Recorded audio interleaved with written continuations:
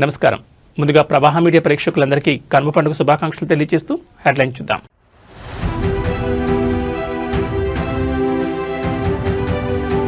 రేపు కాకినాడలో చంద్రబాబు పర్యటన, గ్రీన్ అమోనియా ప్రాజెక్టు ప్రారంభించనున్న సీఎం.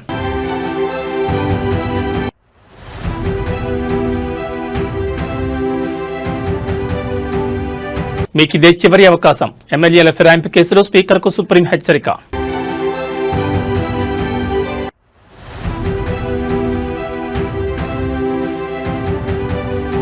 గగనతలంలో మంత్రి జూపల్లి సాహసయాత్ర, హాట్ ఎయిర్ బెలూన్ ఫెస్టివల్ అట్టహాసంగా ప్రారంభం.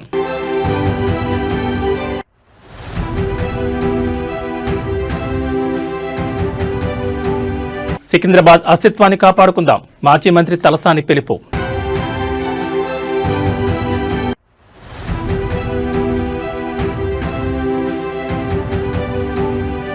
జగ్గన్న తోటలో ఘనంగా ప్రబల తీర్థం, 5 లక్షల మంది భక్తుల కోసం ఏర్పాట్లు. ఇక వివరాలు చూస్తే ప్రపంచంలోని అతిపెద్ద గ్రీన్ అమోనియా ప్రాజెక్టుకు ఆంధ్రప్రదేశ్ ఆతిథ్యం ఇవ్వనుంది. AM green ammonia India private లిమిటెడ్లో గ్రీన్ అమోనియా ప్లాంట్ను ప్రారంభించడానికి సీఎం చంద్రబాబు రేపు కాకినాడలో పర్యటించనున్నారు. చాలా సంవత్సరాలుగా పనిచేయని ఎన్ఎఫ్సీఎల్ ఫ్యాక్టరీని ఏఎం గ్రీన్ గ్రూప్ అనుబంధ సంస్థ అయిన AM green ammonia India limited కొనుగోలు చేసింది. కొత్త కంపెనీ తన గ్రీన్ అమోనియా ఉత్పత్తిని ప్రారంభిస్తుంది.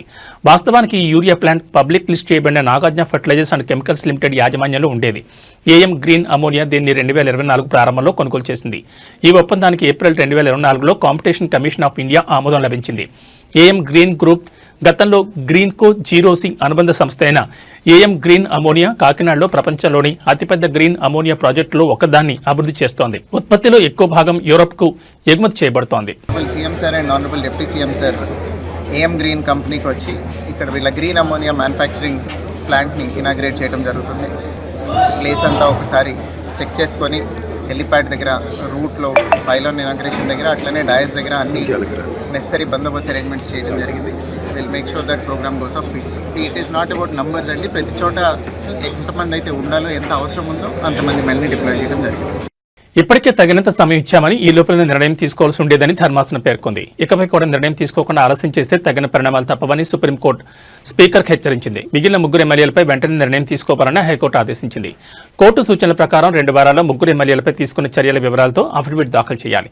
ఈ కేసులపై 2 వారాల తర్వాత తదుపరి విచారణ జరగనుంది. ఈ సందర్భంగా స్పీకర్ తరపు న్యాయవాదులు మిగిలిన 3 ఎమ్మెల్యేలపై విచారణ పూర్తి చేయడానికి 4 వారాల సమయం కోరారు. దీనిపై స్పందించిన సుప్రీంకోర్టు 2 వారాల్లో స్పష్టమైన వివరాలు అందిస్తే అవసరమైతే 4 వారాల సమయం ఇవ్వడానికి సిద్ధంగా ఉన్నామని స్పష్టం చేసింది.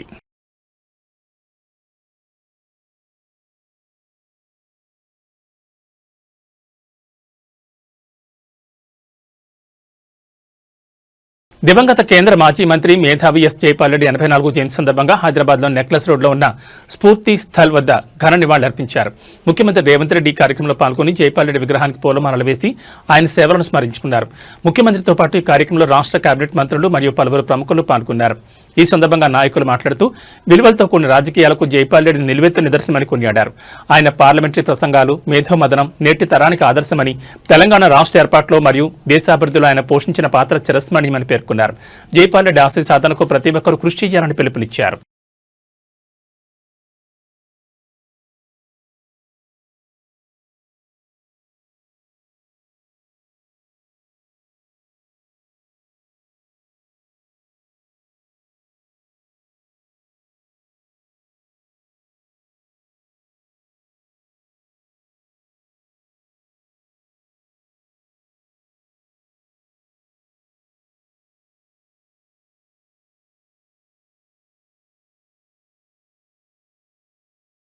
బీఆర్ఎస్ నేత మాజీ మంత్రి తలసాని శ్రీనివాస్ యాదవ్ మరోసారి కీలక వ్యాఖ్యలు చేశారు. సికింద్రాబాద్ పేరు మార్చేందుకు కుట్ర జరుగుతోందని అన్నారు. రేపు ఉదయం 9 గంటలకు సికింద్రాబాద్ అస్తిత్వం, ఆత్మగౌరవం పోరాటం ర్యాలీ జరుగుతుందని చెప్పారు.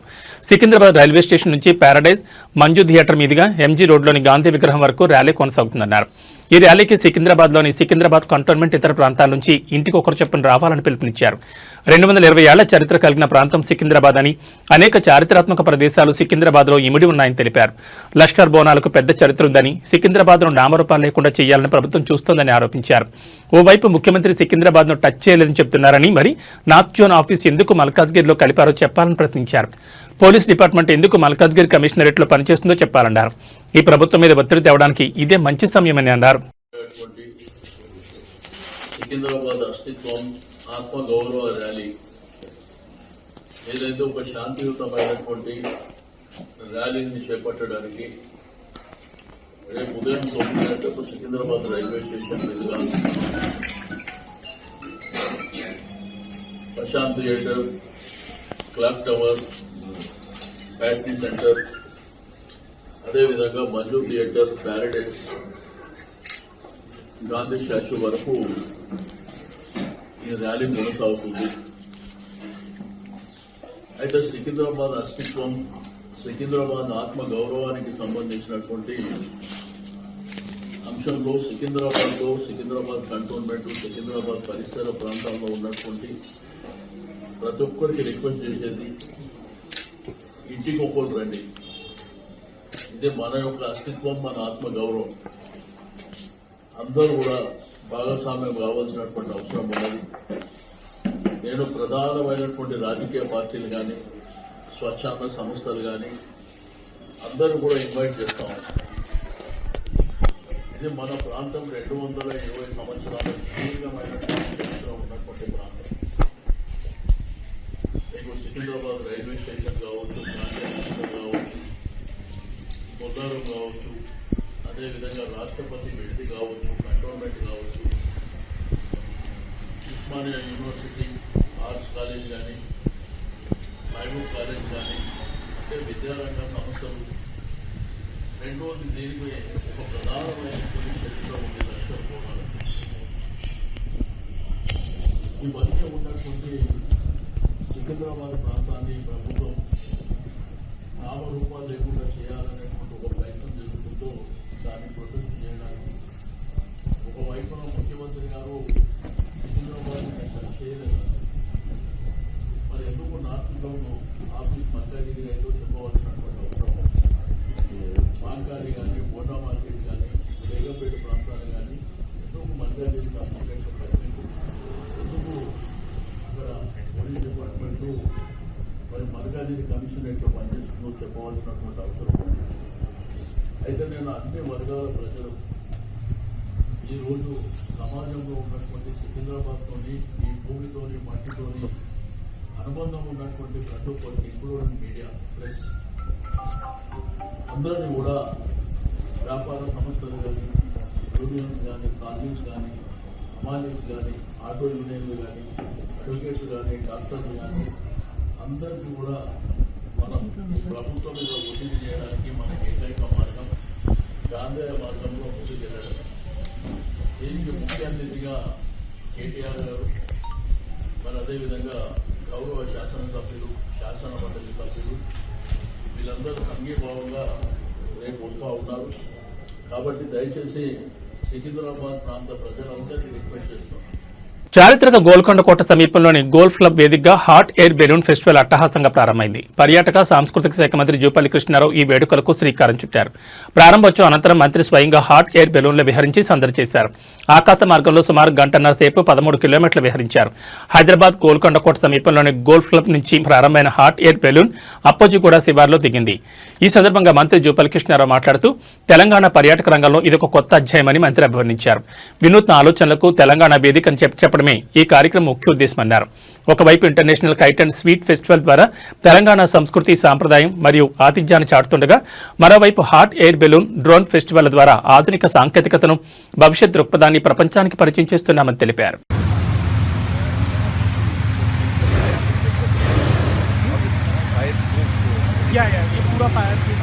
Anytime we need, we can go up and go out of the city fast. Now we are flying. We started from Golden. Yes, we started from the center of the city, going outwards towards the west of the city. How much time will you be? We'll be in the air between 45 minutes and an hour and 15 minutes, depending on how difficult the landing comes. Hyderabad itself is 600 meters, yes, 1800 feet above sea level. yes. Hyderabad.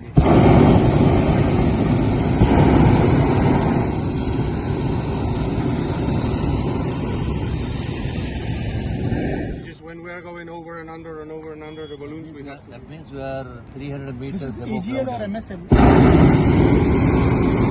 It is above ground level. Yes. This is above ground. Above ground level, and this is above sea level. Lot of them. Because for the traffic, air traffic control, I need to tell them all the altitudes in feet. What I felt initially, 2,800 feet or 2,000 feet means above the ground level. But Yes, but it is above the sea level. Minus 1,800 feet. Yes, exactly. Hyderabad itself is located above sea level 800 feet. That is correct, Around sir. 600 meters. ATC gave us the So clearance what to I felt, we should go 2,500 meters from ground level. Telangana tourism టెక్నాలజీని సాంకేతికతను జోడించేందుకు కార్యక్రమం hot air balloon అంటే ప్రపంచ స్థాయిలో జరుగుతున్నటువంటి అత్యంత advanced technology ఇక drone show అంటే 2,800 అడుగుల ఎత్తుకు చూస్తూ ఉన్నారు ఇదే డ్రోన్స్ హాట్ బెలూన్స్. సో అందులో కూర్చొని ఆకాశంలో ఎగరడం అనేది ఒక కొత్త అనుభూతి. తెలంగాణ టూరిజాన్ని ప్రమోట్ చేసే దానిలో భాగంగా అంతర్జాతీయ స్థాయిని అందుకునేటువంటి కార్యక్రమం. ఇది గొప్ప అనుభూతి. ఇది తెలంగాణనే కాదు, యావత్ దేశంలో అట్లాగే ప్రపంచంలో ఉన్నటువంటి పర్యాటకులు రప్పించేటువంటి కార్యక్రమం హాట్ ఎయిర్ బెలూన్ షో. ఇక్కడ ఒకటి కాదు, సుమారుగా 15 బెలూన్స్ దగ్గర ఉన్నాయి. ఇక్కడ ఒక్కొక్క బెలూన్లో 4, 5 మంది, 9 మంది, 10 మంది. సో భవిష్యత్తులో ఇంకా పెద్ద ఎత్తున పెద్ద కెపాసిటీ బెలూన్స్ తెచ్చేటువంటి ఈ యొక్క హాట్ ఎయిర్ బెలూన్స్ ద్వారా ఒకటి టూరిజాన్ని ప్రమోట్ చేయడంతో పాటుగా మన యొక్క తెలంగాణ వారసత్వ సంపద హెరిటేజ్ స్ట్రక్చర్స్ ఉన్నాయి. అంటే గొప్ప గొప్ప కోటలు కావచ్చు, దేవాలయాలు కావచ్చు, అలాగే ప్రకృతి రమణీయత కావచ్చు, ఇవన్నీ కూడా ఆకాశం నుంచి మన హైదరాబాద్ అందాన్ని ఆకాశం కింద నిలగచ్చడం ఒక గొప్ప. దీంతో పాటుగా ఎందుకు చేస్తామంటే టూరిజం ప్రొఫెషన్తో పాటుగా దీని ద్వారా నిరుద్యోగ యువత కూడా ఇక్కడ ఒక్కొక్క హాట్ ఎయిర్ బెలూన్ దగ్గర సుమారుగా 5 నుంచి 10 మంది పనిచేస్తూ ఉంటారు. ఈవెన్ పైలట్స్ కూడా భవిష్యత్తులో ఎంప్లాయ్మెంట్ అవకాశం ఇస్తుంది. ఇప్పుడు కొన్ని దేశాలలో 100 బెలూన్స్ 1000 బెలూన్స్ ఉంటాయి. సో అంటే టూరిజం ప్రమోషన్తో పాటుగా ఈ యొక్క ఎంప్లాయ్మెంటు, అలాగే సెల్ఫ్ ఎంప్లాయ్మెంటు బెలూన్స్ ద్వారా, అలాగే టూరిజంలో కూడా ప్రమోషన్ కూడా పెద్ద ఎత్తున వెనుక వస్తుంది. పెట్టుబడులు కూడా ఆకర్షిస్తుంది. ఎందుకంటే మన తెలంగాణ టూరిజం కొత్త పుంతలు తొక్కుతూ ఉంది. ఈ మధ్య కాలంలో అంబేద్కర్ కోనసీమ జిల్లా జగ్గన్న తోటలో నేడు ఘనంగా ప్రభల తీర్థం వేడుకగా జరిగింది. పలకుమి నుండి తొలి ప్రభ ప్రారంభం కానుంది. మధ్యాహ్నం 2 గంటల సమయానికి జగ్గన్న తోటకు ఏకాదశ రుద్రులు చేరుకోనున్నారు. ఏకాదశ రుద్రులు పంట పొలాలను తొక్కుతూ దాటుకుంటూ జగ్గన్న తోటకు చేరుకుంటారు. జగ్గన్న తోట సమీపంలోని పంట పొలాలు, పంట కాలువను దాటే వేడుకను చూడడానికి ఇక్కడకు భారీగా జనాలు విచ్చేస్తారని ప్రభుత్వం అంచనా వేస్తోంది. ఈ ఏడాది దాదాపు 5 లక్షల మంది భక్తుల కోసం అధికారులు ఏర్పాట్లు చేశారు. ఇక ఇప్పటికే జగ్గన్న తోట ప్రభల తీర్థాన్ని ఏపీ ప్రభుత్వం రాష్ట్ర పండుగ ప్రకటించిన సంగతి తెలిసిందే. కోనసీమ జిల్లా వ్యాప్తంగా ప్రభల తీర్థం నిర్వహిస్తారు. ఇది ఓ ప్రాచీన సంప్రదాయం. 476 ఏళ్లుగా ఈ తీర్థాన్ని ఏటా సంక్రాంతి పండుగలో కనుమ రోజు జరుపుకుంటారు. ఏకాదశ రుద్రులు 11 గ్రామాల నుంచి బయలుదేరి జగ్గన్న తోటలో కొలువు తీరుతారని, ప్రజల క్షేమం గురించి అక్కడ చర్చించుకుంటారనేది ప్రజల నమ్మకం.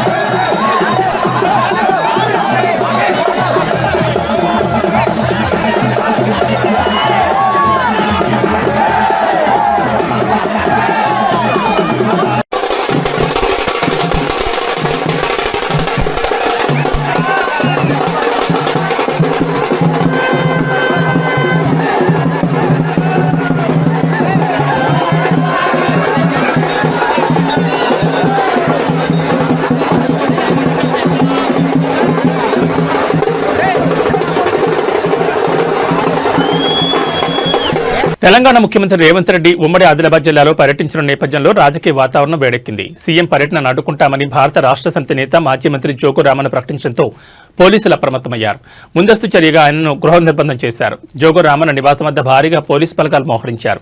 రాష్ట్రంలో త్వరలో మున్సిపల్ ఎన్నికల నోటిఫికేషన్ వెలువడనుండటంతో కాంగ్రెస్ పార్టీ ప్రచార వ్యూహాలకు పదును పెడుతోంది. ఇందులో భాగంగా సీఎం రేవంత్ రెడ్డి జిల్లాల పర్యటన చేపట్టారు. శుక్రవారం నాటి పర్యటనలో నిర్మల్ జిల్లాలో సదర్మాట్ బ్యారేజీని, ఆదిలాబాద్ జిల్లాలో చనాక కొరట పంప్ హౌస్ ను ఆయన ప్రారంభించనున్నారు. ఈ అభివృద్ధి కార్యక్రమాలతోనే స్థానిక సంస్థల ఎన్నికల ప్రచారానికి శ్రీకారం చుట్టాలని కాంగ్రెస్ భావిస్తోంది. అయితే ముఖ్యమంత్రి పర్యటనను అడ్డుకొని నిరసన తెలుపుతామని జోగు రామన్ హెచ్చరించిన నేపథ్యంలో ఎలాంటి అవాంఛనీయ ఘటనలు జరగకుండా ఉండేందుకు పోలీసులు చర్యలు తీసుకున్నారు. ఈ పరిణామంతో ఆదిలాబాద్లో స్వల్ప ఉద్రిక్తత నెలకొంది.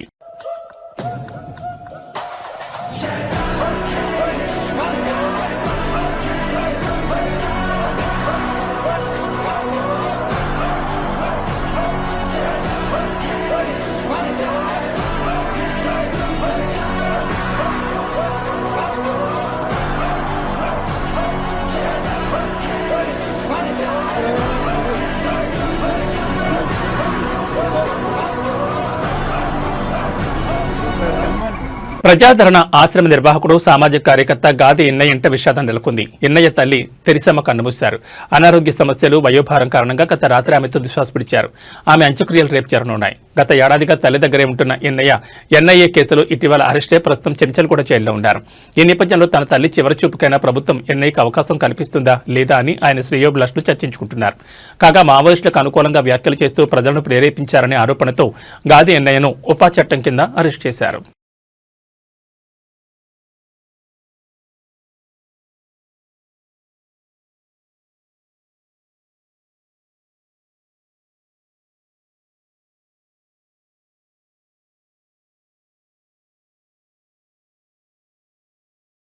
సంక్రాంతి సెలవులు ముగుస్తుండటంతో మేడారంలో సమ్మక్క సారలమ్మ దర్శనానికి భక్తులు పోటెత్తున్నారు. వేలాది వాహనాల్లో తరలివస్తున్నారు.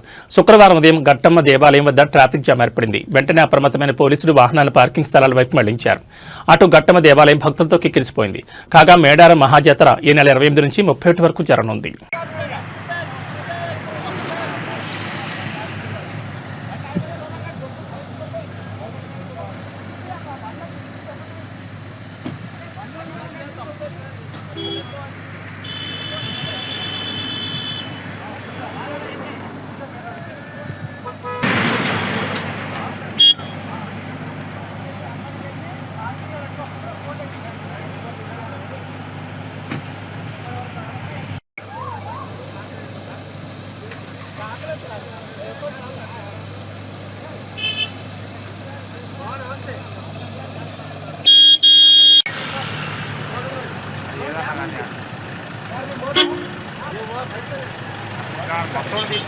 తెలుగు రాష్ట్రాల్లో సంక్రాంతి సంబరాలు అంబరాన్ని తాకుతున్నాయి. శ్రీ సత్యసాయి జిల్లాలో నిర్వహించిన సంక్రాంతి సంబరాలు 2వ రోజున మరింత ఉత్సాహంగా సాగాయి.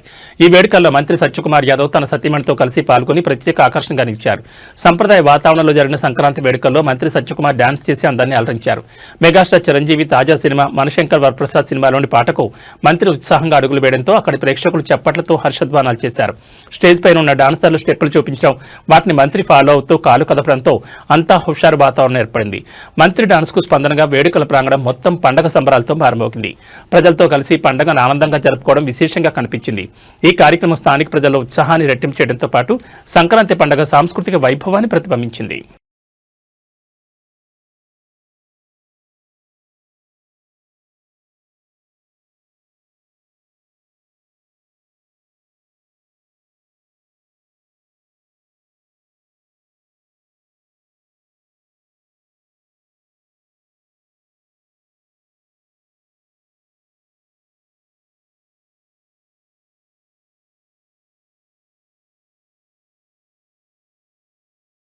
వరుస లొంగుబాట్లు, ఎన్కౌంటర్లతో కకావికలమవుతున్న మావోయిస్ట్ పార్టీకి మరో ఎదురు దెబ్బ తగిలింది. తాజాగా 52 మంది మావోయిస్టులు లొంగిపోయారు. ఛత్తీస్గఢ్లోని బీజాపూర్ జిల్లా SP doctor Jitendra Kumar Yadav CRPF అధికారులు ఎదుట గురువారం సరెండర్ అయ్యారు.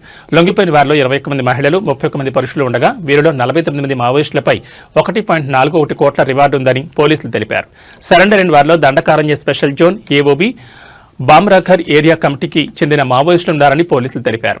రాష్ట్ర ప్రభుత్వం చేపట్టిన పునరావృత కార్యక్రమంలో భాగంగా వీరంతా లొంగిపోయినట్లు ఎస్పీ తెలిపారు. మావోయిస్టులు కాలం చెల్లిన సిద్ధాంతాలను వీడి జనజీవన స్రవంతిలోకి రావాలని ఎస్పీ పిలుపునిచ్చారు.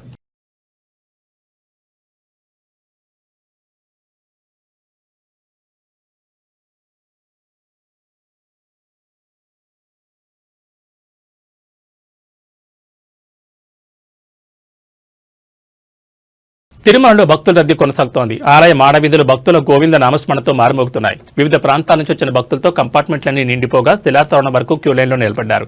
టోకెన్ లేని భక్తులకు 18 గంటల్లో సర్వదర్శనం కలుగుతుందని టీటీడీ అధికారులు వెల్లడించారు. నిన్న 64,064 మంది తలనీలాలు సమర్పించుకోగా 30,663 మంది తలనీలాలు సమర్పించుకున్నారు. భక్తులు సమర్పించుకున్న కానుకల వల్ల హుండీకి 3.80 కోట్ల ఆదాయం వచ్చిందని వెల్లడించారు.